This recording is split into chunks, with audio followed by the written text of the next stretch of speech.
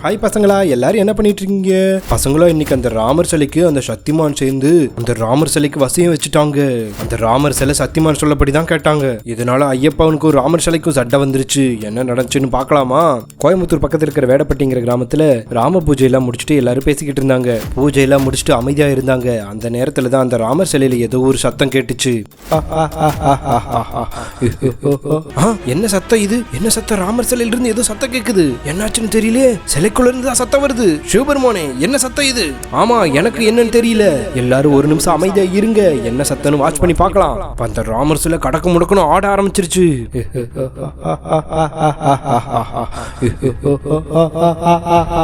அப்படின்னு சொல்லி பறக்க ஆரம்பிச்சிச்சு. பறந்து வந்து டம்முன்னு போய் அந்த ஐயப்ப சாமியை அடிச்சிருச்சு. உங்க யாரையும் நான் சும்மாவே விட மாட்டேன். ஏ ஐயப்ப சாமிகளா, உங்களை கொல்லாம விட மாட்டேன். ஏ ஸ்ரீராமரே, எதுக்காக இந்த ஐயப்ப சாமிகளை அடிச்சீங்க? உங்களுக்கு தானே நாங்க இன்ன வரைக்கும் பூஜை பண்ணோம். நீ சொல்றதெல்லாம் எதுவுமே என்னால கேட்க முடியாது. வேணா ராமர், அப்புறம் நீ என்னோட கோவத்துக்கு ஆளாக வேண்டியதுக்கு. அதையும் பார்த்தலாம் சிவபெருமானே, உன்னை நான் அழிக்காம விட மாட்டேன் அப்படின்னு சொல்லி சிவபெருமானே டம்முன்னு அடிச்சிருச்சு. கருப்பசாமி, கருப்பசாமி, அந்த ஐயப்ப சாமிகளுக்கு தான் ஆபத்து. சீக்கிரம் அந்த ஐயப்ப சாமிகளை வேற இடத்துக்கு கூட்டிட்டு போங்க. அந்த தங்க நாற்கரசல பேசுறத பார்த்தா அதுக்குள்ள சக்திமான் தான் இருக்கான். சீக்கிரம் போங்க.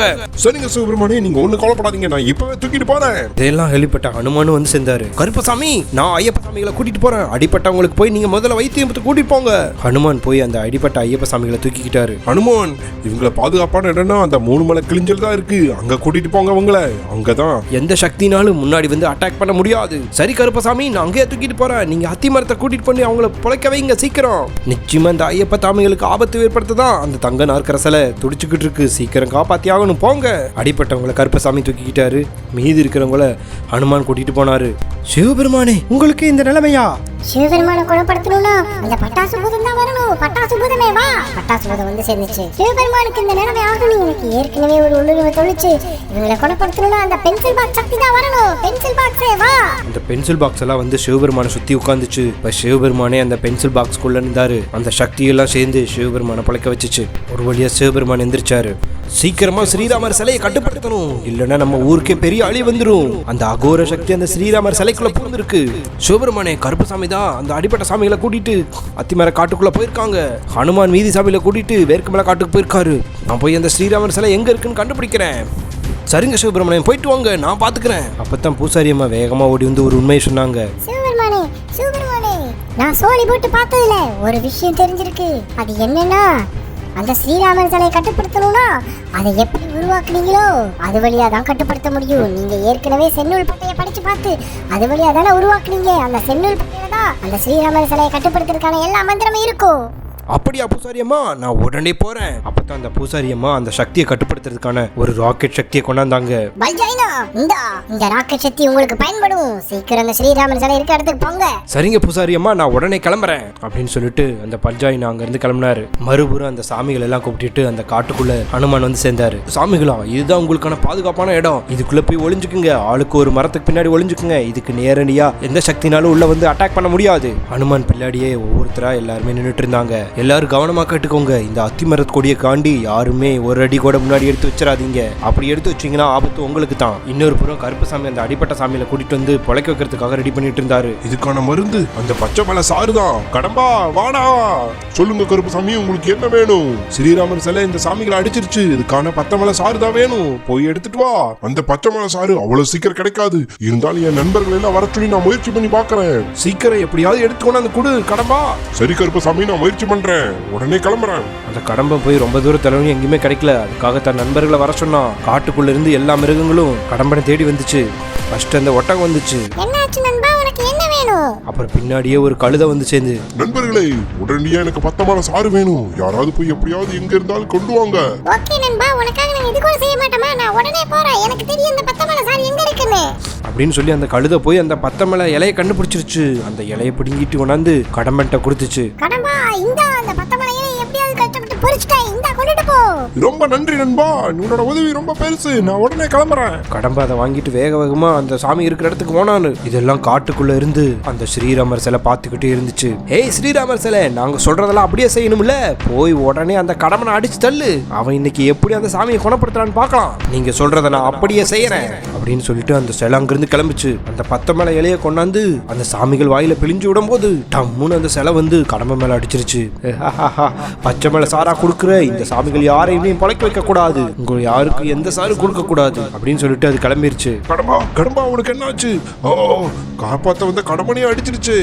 ஓ, இப்ப இனிமேல் நான் என்ன பண்ணுவேன் சிவபெருமானே? அந்த சிலை அடுத்தது ஹனுமான நோக்கி தான் போகும். ஹனுமான் ஜாக்கிரதையா இரு, அந்த சிலை உன்னை நோக்கி தான் வந்துகிட்டு இருக்கு. பின்னாடியே சிவபெருமான் வந்து சென்றாரு. ஓஹோ, அந்த சிலையோட ஆக்ரோஷம் ரொம்ப அதிகமா இருக்கு. உடனடியா நம்ம எவ்வளவு சீக்கிரம் முடியுமோ அந்த சிலையை கட்டுப்படுத்தி ஆகணும். முதல்ல நான் எப்படியாவது போய் சீக்கிரம் அந்த சிலையை கட்டுப்படுத்துறதுக்கான ரகசியத்தை கண்டுபிடிக்கிறேன். ஏ ஸ்ரீராமரே, என்ன வந்து சும்மா நின்னுட்டேன். அங்க பாரு, ஹனுமான் 3 பேர் அந்த அத்திக்குடிக்கல அந்த சாமிகளை வச்சிருக்கான். அவங்கள போய் அடி. முன்பக்கமா அவங்கள அடிக்க முடியாது, பின்பக்கமா போய் அடி அப்படின்னு சொல்லி சத்தியமான அந்த சிலை கிட்ட சொல்லிட்டானுங்க. நான் இப்பவே போய் அவங்கள அடிக்கிறேன் அப்படின்னு சொல்லிட்டு அந்த சிலை கிளம்புது. அந்த ஸ்ரீராமர் சிலை பின்வழியா போய் ஒவ்வொரு சாமிகளா அடிச்சிருச்சு. எல்லாரும் இப்படி அடி வாங்கிட்டு இருக்குங்களே, உங்க யாரையும் நான் உயிரோட விட மாட்டேன்.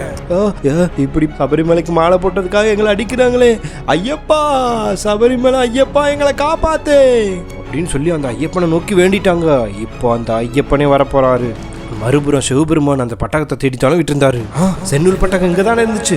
எங்கே கண்டுபிடிச்சிட்டேன். இதோ அந்த ஓலைச்சுவடி. இது பின்னாடிதான் ஏதோ எழுதிருக்குன்னு சொல்றாங்க. இருங்க பாக்குறேன். அந்த ஓலைச்சுவடியில ஸ்ரீராமர் சிலை எப்படி கண்டுபிடிக்கணும்னு முன்னாடி எழுதிருந்துச்சு. அதுக்கு பின்னாடி அந்த சிலை உங்களுக்கு எதிராக திரும்பிச்சுன்னா எப்படி கட்டுப்படுத்துறதுன்னு எழுதி இருந்துச்சு. உடனடியா பாலமரத்துக்கு போகணும் இதுல எழுதி இருக்குது. நான் உடனடியா பாலமரத்துக்கு போறேன். அந்த செப்பு தகடுகள் 100 ஆண்டுகளுக்கு முன்னாடி எழுதி வச்சிருக்கு. உடனடியா நான் போறேன். சிவபெருமான் கலந்து அந்த பாலமரத்துக்கு வந்து சேர்ந்தாரு. அதில் சொன்ன மாதிரியே அந்த செப்பு தகடு அந்த பாலமரத்துல பதிச்சிருந்துச்சு. அந்த செப்பு தகடு மேல கையை வச்சு அந்த செப்பு தகடை தேய்ச்சாரு. அந்த செப்பு தகடுல என்ன எழுதி இருந்துச்சுன்னா, அந்த ஸ்ரீராமர் சிலையை கட்டுப்படுத்தணும்னா அந்த ஸ்ரீராமர் தலைக்கு பின்னாடி இருக்கிற ஜோதி ஒளியில கையை வச்சு ஸ்ரீராம ஜெயம்னு 3 டைம் சொல்லணும் அப்படின்னு எழுதி இருந்துச்சு. அந்த ஐயப்ப சாமிகளுக்கு அடிபட்டனால இப்போ அந்த ஐயப்பனே வந்துட்டாரு. ஏ ஸ்ரீராமா, எதுக்காக என் பக்தர்களை நீ அடிச்ச? என் பக்தர்களை அடிச்சது மிகப்பெரிய துரோகம். ஏ ஐயப்பா, உன் பக்தர்கள் எனக்கு எதிராக வேலை செய்யறாங்க, அதனாலதான் அடிச்சேன். பக்தர்களை சும்மா விட மாட்டேன். அப்படியா, நீ எல்லாம் சொன்னா கேட்க மாட்டேன் அப்படின்னு சொல்லி 2 பேருமே சண்டை போட ஆரம்பிச்சிட்டாங்க. ஒழுங்கா என் பக்தர்களை விடுறியா இல்லையா? விட முடியாது ஐயப்பா, நீ பண்றத பண்ணிக்கோ. அந்த ஐயப்பன் சிலையை டம்முன்னு அடிச்சிருச்சு. திரும்பி வந்து ஐயப்பன் சிலை போய் அந்த ராமர் சிலையை அடின்னு அடிக்குது. ஆனா அந்த ராமர் சிலை நகரவே இல்லை. என்ன இவ்வளவு டைம் அடிக்கிறோம், அந்த ராமர் சிலை நகரவே மாட்டேங்குது. என்ன ஐயப்பா, உனக்கு இருக்கிற சக்தி அவ்வளவுதானா? இப்ப பாக்குறியா ஏன் சக்திய அப்படின்னு சொல்லி டம்முன்னு அந்த ஐயப்பன் சிலையை அடிச்சிருச்சு. ஏ ஸ்ரீராமா, எங்க ஐயப்பனை விட்டுரு. எதுக்காக எங்க ஐயப்பனை அடிக்கிற? உனக்கெல்லாம் கொஞ்சம் கூட ஈவிரக்கமே இல்லையா? ஐயப்பா உனக்குள் கொண்டு ஆகலையே. ஐயப்பனை விட்டுடு. சிவபெருமானே, அங்க பாருங்க, ஐயப்ப சாமிக்கு ஸ்ரீராமருக்கு சண்டை வந்திருக்கு. இது பெரிய சண்டையா போய்கிட்டு இருக்குது. இது எப்படி ராமர் எப்படி இப்படி மாறினாருன்னு தெரியலையே. அப்பதான் சிவபெருமான் தான் மாய கண்ணால என்ன நடந்துச்சுன்னு பாக்காரு. எல்லாருமே அதுக்கு முன்னாடி நாள் பூஜை எல்லாம் முடிச்சுட்டு தூங்கிட்டு இருந்தாங்க. அந்த டைம்ல அந்த சக்திமான் 2 பேர் வந்துட்டானுங்க. ஏய் சக்திமான், அங்க பாருங்க, எல்லாரும் தூங்கிட்டு இருந்தாங்க. அந்த ஸ்ரீராமர் தவத்துல இருக்காரு.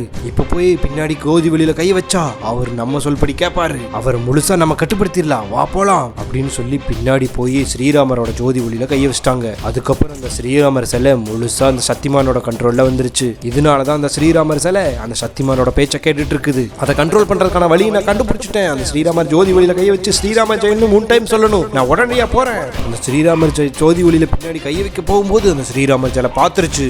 ஏய் சிவபெருமானே, எங்க வந்து என் ஜோதி ஒளியில கை வைக்கிறேன், உன்னை சும்மா விட மாட்டேன்.